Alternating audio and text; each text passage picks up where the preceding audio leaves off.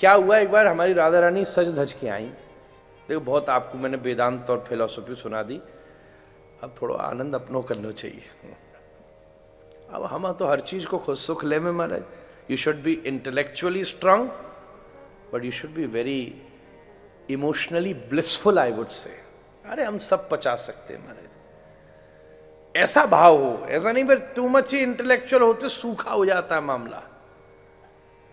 कहो भैया दूध पिएगो, बोले यार मैं क्या गुण है बताओ, हम तो ना पी रहे ऐसे, तो भेजो लेबोरेटरी, इतने विटामिन सी, इतना फैट, इतना ये, इतना, बोले अब पिला, बोले अब का पिला, अब तो नारी में गए दूध, अब तो यार रिपोर्ट है, तू फ्रेम करा के घर में टांग ले अपने महाराज। या दूध है पी ले तो ये सब चीजें कागज ना बोल रहे हो तो तेरा शरीर बोल रहे हो तो महाराज। या हमारे रस को जाननो एक चीज है, रस को पीनो दूसरी चीज है। एक दिन हमारी प्रिया जी सज धज के आई, खूब श्रृंगार की नो हमने। ठाकुर जी ने देखते ही कही, प्रिया जी आज तो ऐसा लग रहे हो, आहा तुम कैसी जच रही हो महाराज, आज तो तुम्हारा मुख चंद्रमा जैसो लग रहा है। प्रिया जी रूठ गई महाराज। वैसे भी वृंदावन में काम एक ही है महाराज, ये रूठती रहे में वो मनाते रहे में महाराज। जो अनवेद्य अनादि अनंत अखंड अनूप अकाम है, जाहि निरूप ही वेद सदा, जो कि नित्य निरीह निरंजन नाम है। जो घन रंजन दुख विभंजन गंजन गर्भ हरि सुख धाम है, सोई त्रिलोकी को नाथ अली। देखो कितनी प्रशंसा के पुल बांधे, फिर से सुनो कितनी बड़ी बड़ी प्रशंसा करी है। जो अनवेद्य अनादि एंडलेस अनंत अनूप अकाम है, डिजायरलेस है, अकाम है। जाहि निरूप ही वेद सदा, जो कि नित्य निरीह निरंजन नाम है। ऑलवेज प्रेजेंट, जिसको वेद सदा धारण करता है। जाहि निरूप ही वेद सदा, जो कि नित्य निरीह निरंजन नाम है। जो घन रंजन दुख विभंजन गंजन गर्भ हरि सुख धाम है। अरे सोई त्रिलोकी को नाथ अली। कौन है वो? बोले वृषभान लली की गली को गुलाम है।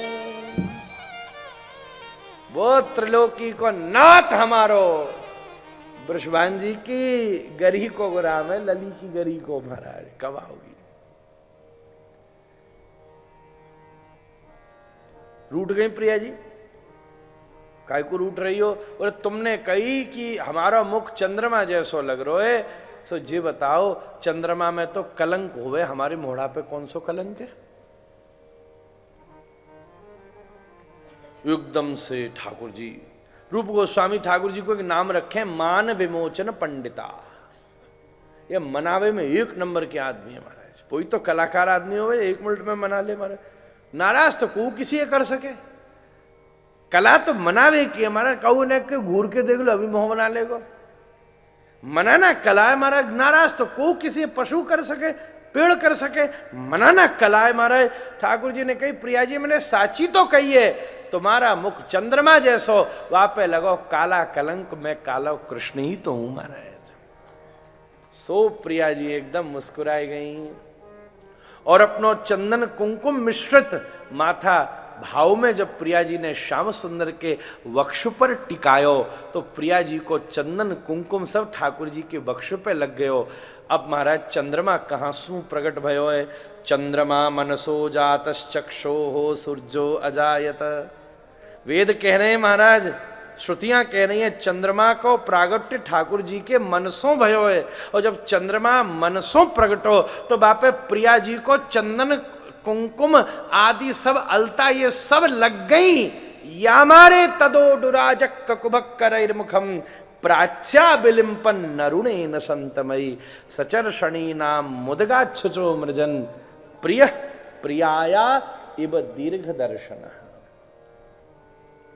दृष्ट्वा कुमुद्वन्तमखण्डमण्डलं रमाननाभं नभकुङ्कुमारुणं वनं च तत्कोमलगोभिरञ्जितं जगौ कलम्बामदृशां मनोहरम। आपने सब जान लिया। ये तीनन श्लोकन में हमने डायरेक्टली इनडायरेक्टली ये सबरी व्याख्या कर दी नी। The leela has been extraordinary. नायक, नायिका, स्थान और काल, ये सब कोई भी नॉर्मल मटेरियल का यूज नहीं हुआ है। ये सब अप्राकृतिक वस्तुएं हैं, ये सब प्रकृति परे स्थित वस्तुएं हैं। फिर भगवान ने खूब आनंद सो जब समय मुहूर्त पूरा चंद्रमा निकला। उसका एक और अर्थ है कि आज ठाकुर जी को पूर्ण मने महाराज, पूर्ण मने ठाकुर जी को। जीव और शिव का अद्भुत मिलन है, ब्रह्म परमात्मा का अद्भुत मिलन है, भक्त भगवान को अद्भुत मिलन है। अर्थात जाए कछु ना चाहिए, जाके भीतर चाह नाम की चीज भी ना है, वाको भीतर भी आज चाहवे की चाह पैदा भई है, तब रास है सके, तब है सके महाराज।